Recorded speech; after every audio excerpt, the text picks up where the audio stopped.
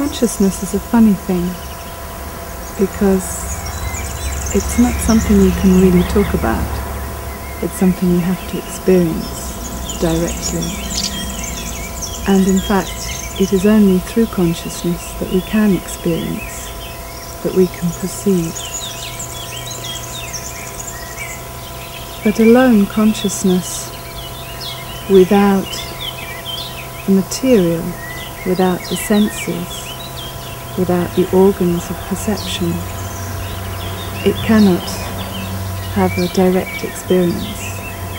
It needs to have an object and a sensory medium through which to experience. And so for that reason, consciousness wills to have a manifest experience. Consciousness wants to expand into the material, and through that expansion it gets to know how it plays and interacts in the material world, and so comes to know its dynamic and have a whole array of experiences through all the different creatures and manifest forms. And through this play of life, this Leela, consciousness is able to interact and grow and able to find new levels of awareness and new forms of manifestation. And in fulfilling the possibility to have the widest possible array of experience and the most manifold possibility of manifestation, consciousness is able to satisfy its yearning for experience through the material, and in that complete satisfaction is able to withdraw from the sensory world and return and look within and leave its attachment to experience in the manifest world, and to come back to just a sense of beingness, just a stillness, at rest, at peace, in the purity of its essence.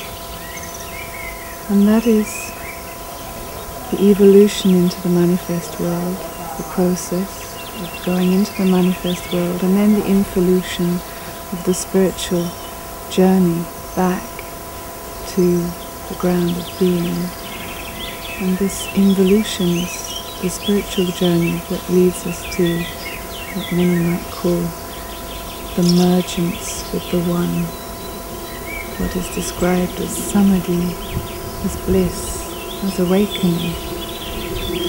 Because in that process, consciousness is no longer attached and trapped in the material and the sensory world, but comes to see through those senses into the depths of the essence that is communal to all beings and all life. And it begins to see the true dynamics of the energies of the movement of prana that is behind all phenomena, all natural phenomena.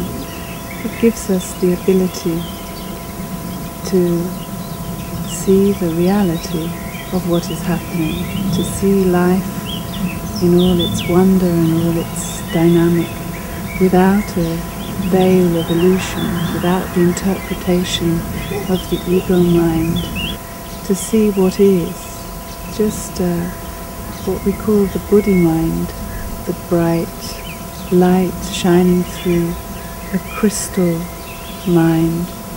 And we see and we understand and we know in the moment that we have direct experience.